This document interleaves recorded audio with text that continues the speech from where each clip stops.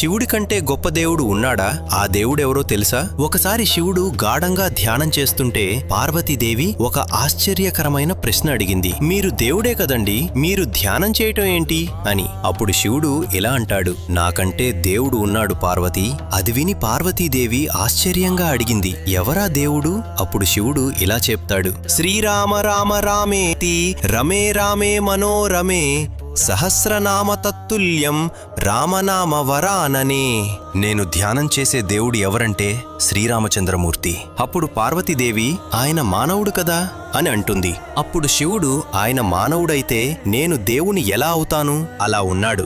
అదే పొద్దున్న 10ంటికి పట్టాభిషేకమని రాత్రి 10ంటికి వనవాసమంటే రెండిటినీ సమానంగా తీసుకోగలిగినవాడు ఎవరైనా ఉంటారా ఈ సృష్టిలో పార్వతి? శివజ్ఞానమంటే అదే కదా, శివజ్ఞానమంటే అదే కదా. అటువంటి మహానుభావుడైన శ్రీరాముడినే నేను ఆరాధిస్తున్నాను.